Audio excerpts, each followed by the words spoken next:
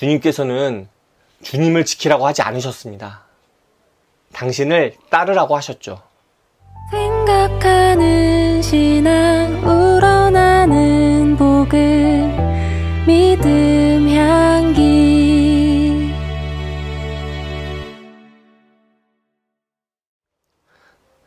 안녕하세요. 믿음 향기 채널에 오신 것을 환영합니다. 저는 이신영입니다. 한국교회는 어느새 혐오의 대명사가 돼버린 것 같습니다. 그래서 오늘은 한국교회와 혐오의 모습을 주제별로 살펴본 책을 함께 나누고자 합니다. 바로 이 책, 혐오와 한국교회입니다. 이 책은 한국교회에서 주장하는 혐오에 대한 소논문 14편을 모아서 출간한 책입니다. 모두 다른 저자들이 썼으니까 총 14명의 저자의 글을 모아둔 책이죠. 14편의 글을 신학적, 역사적, 실천적 이렇게 3개의 큰 카테고리로 나눴습니다. 한국교회의 혐오에 대해 다양한 시각에서 살펴볼 수 있는 좋은 책입니다. 신학적 시각에서는 성경 해석에 대해 이야기하면서 우리가 성경을 바르게 읽을 때 혐오를 어떻게 바라보아야 하는가를 설명합니다. 역사적 시각에서는 우리나라의 역사를 통해 한국 교회의 혐오가 어떻게 역사 속에서 드러났는지를 돌아봄으로써 한국 교회의 과거를 반성합니다. 실천적 시각은 이 책의 절반이나 차지합니다. 그만큼 현재 우리의 현실에서 이슈가 많다는 의미이기도 한 것 같습니다. 학력주의, 학벌주의에 대한 비판으로 시작해서 도시 공간에 대한 고찰, 맘충이라 불리는 어머니, 그리고 여성들에 대한 이야기, 요즘 가장 핫한 성소수자와 몇 년 전에 아주 떠들썩했던 아랍 난민에 대한 것과 장애인, 그리고 세월호 이야기까지 한 편 한 편 소수자에 대한 한국 교회와 사회의 혐오를 분석하고 또 반성합니다. 한국 교회에 만연한 차별과 혐오의 이야기는 사실 어제 오늘의 이야기가 아닙니다. 2부 역사적 시각에서 과거 한국 교회의 혐오를 살펴봅니다. 제주 4.3 사건의 핵심에도 한국 교회가 있었고 독재 정권과 힘을 합쳤던 역사도 있습니다. 그 안에 혐오의 모습이 계속 쌓여왔습니다. 그리고 최근 들어서 예멘 난민과 성소수자의 인권 문제 등에서 아주 명확히 그 모습이 드러났죠. 게다가 책을 읽으면서 제가 인식하지 못했던 문제들, 학벌이나 장애인 등에 대한 부분을 좀 깨닫게 되었어요. 사회에 대해서는 생각해왔던 문제인데 막상 교회에 대해서는 크게 문제라고 생각하지 못했더라고요. 그런데 책을 읽으면서 생각해보니 그런 부분에서도 사회보다 교회에서 차별과 혐오가 더 심하지 않았나 하는 생각이 들었습니다.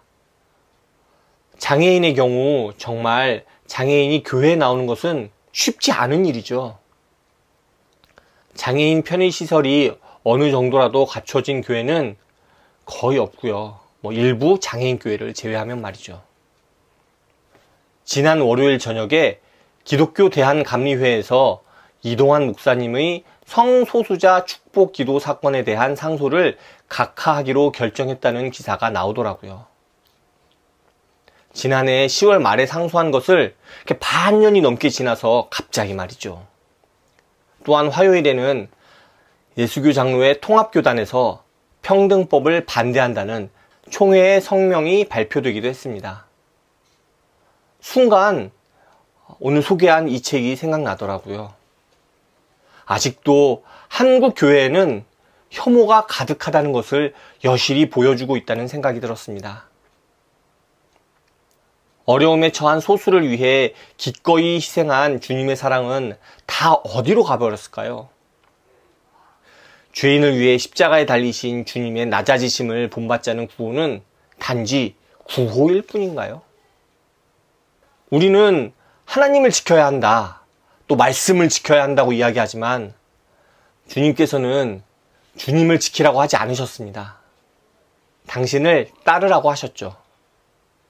그리고 주님께서는 자신을 버리고 낮은 곳, 소외된 이들에게 가셨습니다. 한국 교회는 교회가 무너지는 것을 걱정하기보다 주님을 따르지 못하는 것을 걱정해야 하지 않을까요? 그럴 때 한국 교회가 혐오를 떠나 주님의 사랑을 실천하고 하나님의 나라를 이 땅에서 살아낼 수 있지 않을까 싶습니다. 물론 그들은 혐오가 아니라 사랑이라 이야기합니다. 하지만 그 누가 봐도 그것을 어떻게 사랑이라고 할 수 있나요? 우리가 하나님과 교회를 내세우며 우리를 지키려고 할 때 하나님께서는 우리에게 역사하지 않으십니다.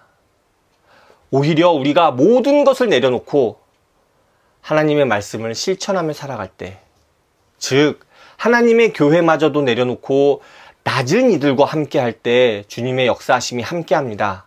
주님의 은혜가 함께합니다. 한국 교회는 하나님과 교회를 지킨다고 하면서 혐오를 일삼습니다. 그 안에 하나님이 함께 하실까요? 저는 절대로 그렇지 않다고 생각합니다. 오히려 혐오를 멀리하고 낮고 소외당하는 이들과 함께 그리고 그들을 사랑할 때 그것이 교회에 위협이 된다고 느껴지더라도 그들을 포용하는 것이 주님을 따르는 길이 아닐까요? 그리고 그럴 때 주님께서 우리와 함께 하시지 않을까요? 로마서 8장 28절에는 우리가 알거니와 하나님을 사랑하는 자, 곧 그의 뜻대로 부르심을 입은 자들에게는 모든 것이 합력하여 선을 이루느니라 라는 말씀이 있습니다. 교회가 진정 하나님을 사랑하고 하나님을 부르신 교회라면, 그리고 하나님의 뜻을 따라 살아간다면 그럴 때 모든 것을 합력하여 선을 이루시리라 믿습니다. 오늘 준비한 내용은 여기까지입니다. 한국 교회의 혐오 사슬을 끊고 나를 따르라 하신 주님의 말씀을 따라 사는 우리 모두가 되기를 간절히 기도합니다. 감사합니다. 다음에 또 오세요.